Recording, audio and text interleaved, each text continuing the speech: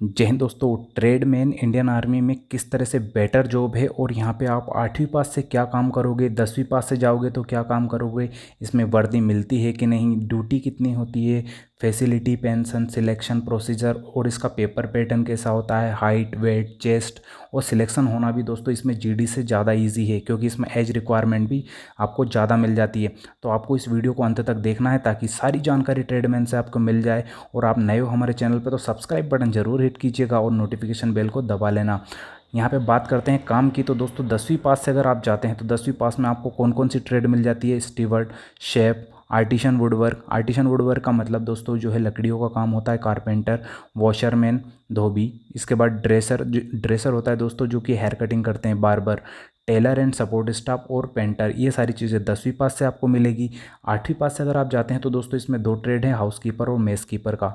Housekeeper mess keeper का मतलब होता है दोस्तों जो कि आपने होटल मैनेजमेंट के बाद जो देखा होगा, एकदम प्रॉपर लेआउटिंग के साथ में जो होटल में लेआउटिंग होती है उसी टाइप से एकदम अच्छे तरीके से काम करना होता है। इसी तरह से आपको मेस कीपर यानी मेस में जो काम होता है वो एकदम सिस्टमेटिक तरीके से काम करना होता है। ये सारी चीज़ों की आपको ट्रेनिंग भी मिलती है, ऐसा नहीं कि आपको डायरेक्ट जाके काम करना होता है।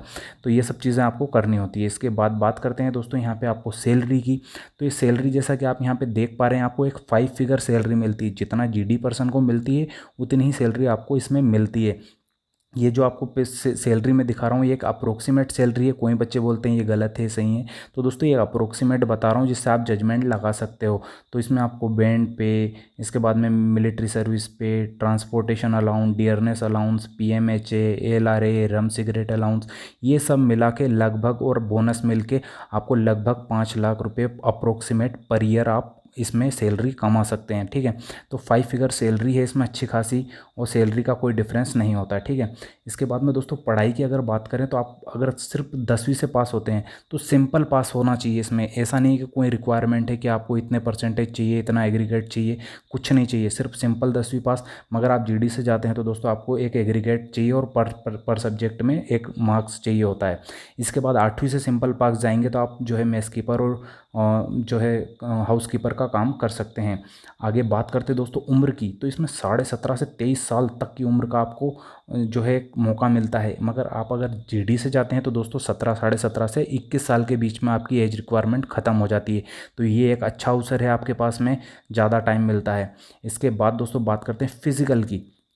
तो आपके शरीर जो है 170 सेंटीमीटर की हाइट होनी चाहिए, 76 सेंटीमीटर का चेस्ट, उसमें 5 सेंटीमीटर का फुलाव आना चाहिए। इसके बाद दोस्तों 48 केजी 48 केजी का वजन आपके अंदर मिनिमम होना चाहिए। ये आपका फिजिकल स्टैंडर्ड होता है। चयन प्रक्रिया दोस्तों किस प्रकार से होती है, आपके पहले डॉक्यूमेंट वेरिफिकेशन किए जाते हैं, सारे डॉक्यूमेंट ठीक है। इसके बाद में फिजिकल मेजरमेंट, जैसे कि दोस्तों अभी बताया मैंने, आपके हाइट, वेट, चेस्ट, और इसके बाद में रनिंग, और फिर आपको बाकी फिजिकल मेजरमेंट ले लिया जाता है।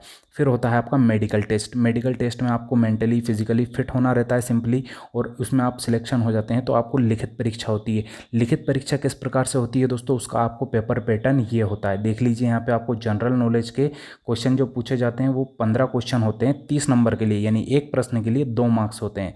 लॉजिकल रीजनिंग के जो क्वेश्चन सिर्फ 5 क्वेश्चन होते हैं 10 मार्क्स के लिए, और जनरल साइंस आपके 15 क्वेश्चन होते हैं 30 मार्क्स के लिए, और मैथ यानी गणित में आपके 15 क्वेश्चन होते हैं 30 मार्क्स के लिए। तो दोस्तों ये जो 3 सब्जेक्ट आपके बहुत मेन मायने रखते हैं, जनरल नॉलेज, जनरल साइंस और मैथ। अगर इनमें आपकी अच्छी कमांड है तो आप इजीली पास कर जाओगे, इसको ज़्यादा कठिन भी नहीं आता है। और दोस्तों सबसे बड़ी बात है, अगर आपको एनसीसी का सी सर्टिफिकेट आप होल्डर हो तो आपको यहाँ पे एग्ज़ाम भी देने की ज़रूरत नहीं, सिर्फ मेडिकल और फिजिकल आपको निकालना होगा और आप इजीली इसमें भर्ती हो जाएंगे। तो दोस्तों आपने देखा कितना आसान है इसमें भर्ती होना, और आपके एज रिक्वायरमेंट भी आपकी ज़्यादा होती है, 23 साल तक की एज आप कर सकते हैं। ठीक है, ऐसे ही लेटेस्ट वीडियो पाने के लिए, सेना रैली भर्तियों की वीडियो पाने के लिए चैनल को सब्सक्राइब कीजिए, लाइक कीजिए और अपने दोस्तों में शेयर कीजिए। मिलते हैं अगले वीडियो में, तब तक के लिए जय हिंद, जय भारत।